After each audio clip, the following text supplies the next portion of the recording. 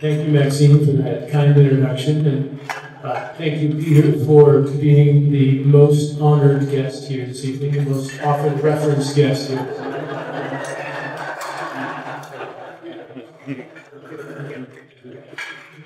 It is an honor to be asked to speak at this event and join distinguished colleagues at the podium for this evening's agenda.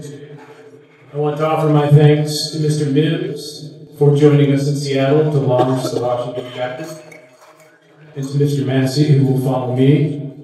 I am humbled to be on the stage with a transportation leader of your experience, with so many notable contributions to the field.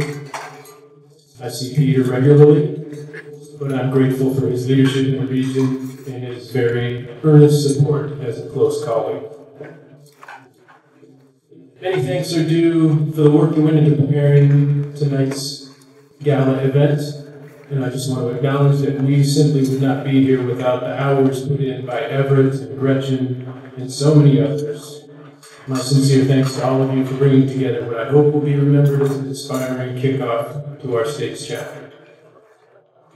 And a little bit off script here, but there are many leaders in our midst, and some are truly worthy of the title hero.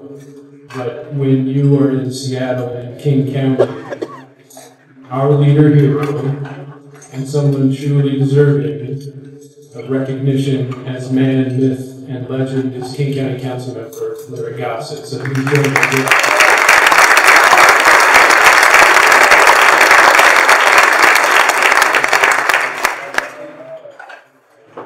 So I'm going to read from my remarks very carefully because I wrote them last week after I left the meeting with some of my colleagues at our power distribution section. And so I want to dedicate this tonight to Richard Malone and late Leonard Thomas, who 4 years ago were so fearful of their work experience that when I asked them to meet with me, they would only come to a McDonald's literally in the dark of night at 4:30 in the morning.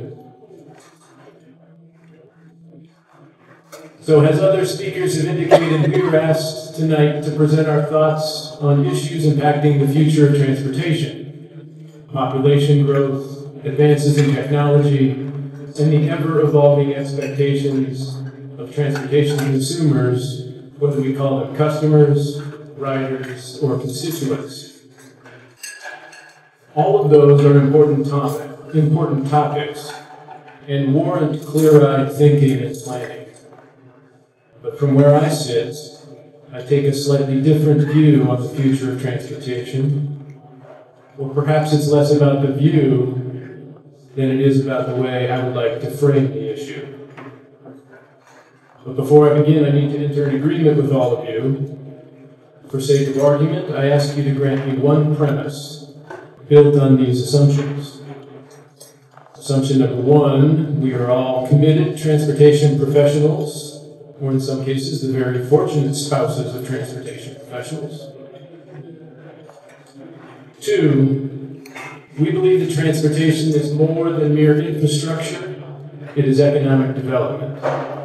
And three, that the field of transportation represents essential connections between communities. It is the very manifestation of opportunity. So with these points in mind, the premise I ask you to grant is that access to transportation is a human right.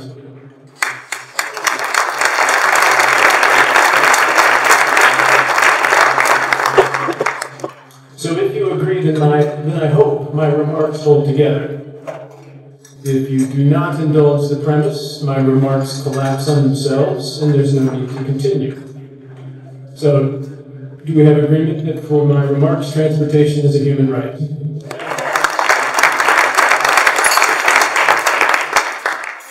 Thank you. I was hoping to sit down, but I guess I didn't. So I'd like to lay my thoughts out by way of three quotes. The first comes from a nationally recognized speaker on the topic of diversity, Joe Gerstand, who says, "If you do not intentionally, deliberately, and proactively include, you will unintentionally exclude." That statement has an artful simplicity to it, and it has informed a good deal of thinking and planning inside of King County Metro. It first came into play when our agency constructed our Partnership to Achieve Comprehensive Equity, or PACE as we call it, a labor management partnership to address institutionalized and structural racism inside of Metro. The quote became an oft-invoked reminder of how purposeful work can begin to change outcomes in important ways. And on a personal level, the quote and its core concept of intentional inclusion reminds me of the dramatic difference between yes and no, and the divides that can be crossed when the answer to a question shifts. King County Metro's participation in the formation of the COMTO chapter rests in that quote. So by way of history, some numbers of years ago, one senior leader at Metro approached another senior leader and asked this question: can we initiate a COMTO chapter, and will you support the chapter with the resources of the agency? And the answer, sadly, was no. Justifiable reasons must certainly have been offered, but still the answer was no. Then sometime last year, when the question was asked again, between two different leaders, and this time in the light of our efforts to address equity and social justice, and with intentionality informing our thinking, the answer turned to yes. And we found that a similar question was being presented at Sound Transit, and their answer was an emphatic yes. And more questions were being asked around the city and the region, with still more responses in the affirmative. So, a Washington chapter of COMTO was born, thanks to the beneficence and vision of Sound Transit and King County Metro, and the bold leadership of Rob Gannon, for he intentionally included.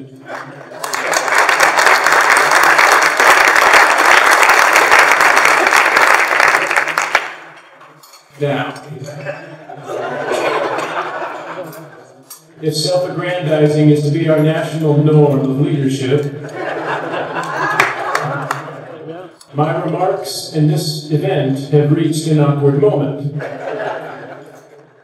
For we all know too well that when you control the instruments of power and also the narrative of how power is wielded, a dangerous combination is let loose.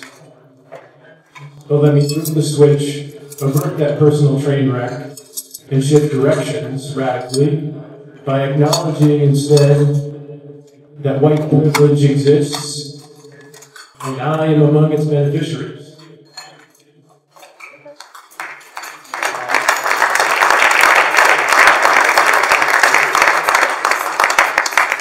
This, I hope you will see, is a different demonstration of leadership. So let me first illustrate. Which of these statements is the better narrative of my success? I put myself through college and graduate school. I cut my management teeth at Amazon.com, working my way up from entry level to director level. I left history's most successful internet startup to pursue a career in public service. I demonstrated organizational leadership and political savvy to become a general manager of one of the nation's leading transit agencies. Or, I left college 3 times before finally finishing. My father died in the parking lot of his favorite bar. I took a minimum wage job, stuck with it before being laid off. I filed for bankruptcy. I moved home with few options and luckily found employment in a down economy. Divorced, I followed my kids back to Seattle and found another job, barely paying off a mountain of debt. Are both sets of statements believable? Certainly. And as you likely surmised, it is both histories woven together that shape the full picture of who I am today. But please do not think that I am describing this to receive accolades or to depict the hard work and faith conquers all story. But what questions might prove interesting at this point? Given all that I just stated is true, and knowing that I became a transportation CEO with scarcely 3 years' experience in the industry, would my story be as likely if I were female? If my last name was Running Bear? If my first language is Spanish and an accent drapes my every uttered word? If I'm a devout Muslim? If my skin is black? Or is it more likely if I am tall and male and athletic and well-spoken, affable and white? This is what I submit to you, that what I have achieved is attributable to hard work and experience, and without any doubt, it could have been similarly accomplished by any African American female or a Muslim immigrant. But the evidence I display standing here before you, if only a sample size of one, is that good fortune accounts disproportionately for my success, and success not fully earned but realized nonetheless is privilege. I do not contend that this example is insurmountable proof of the existence of white privilege. However, I am making clear my own conclusion that my success is not entirely of my own making, and again, I am the beneficiary of privilege. So let me transition this back to COMTO, inserting the second quote, this time from the Catholic theologian and writer Thomas Merton. He offered this bit of a puzzling phrase. I quote, "There is no solution in withdrawal, no solution in conforming." This seems especially relevant to our times and to the work in front of us with our new COMTO chapter. And to an individual struggling to understand his own privilege, I will find no solution in withdrawing from the challenges that today's systems of oppression present. And I cannot conform by simply accepting its benefits. But acknowledging the problem is not enough. The trick of the Thomas Merton koan is there is no clear solution. Not in withdrawal, not in conforming. But then where? For heaven's sakes, I'm a CEO, I need solutions. Our Buddhist colleagues will remind us a koan is an intentional struggle, a puzzle of deeper meaning that must be wrestled with. So when I think of COMTO, I think of it as the next phase of my struggle. This path of my argument meanders a bit. It goes from transportation as a human right, inclusion must be intentional, yes gives way to partnership and opportunity, privilege does exist, neither withdrawal nor conforming can bring about change.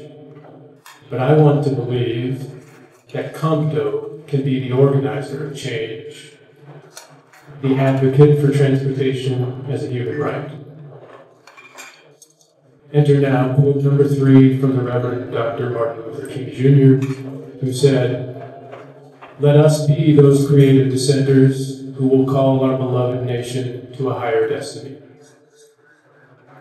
As a founding member of this Washington chapter of COMTO, I do not believe that serving as an industry organization dedicated to creating opportunities for minority professionals to advance in the field is enough. To be clear, it is a most worthy endeavor. But we must be more than an affinity group in a critical sector. Where else can you find what we have? The coming together of public sector and the private.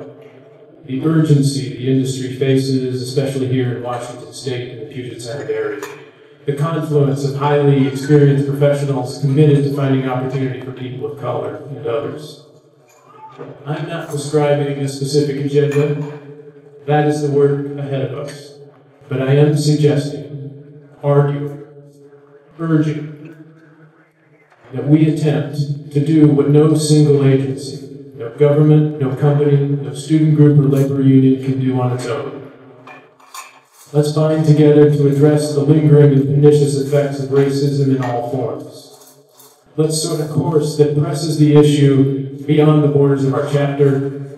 Let's unite under one banner that has too long been brought down by the divergent agendas of identity politics. That is, let's accept the premise that access to transportation is a human right.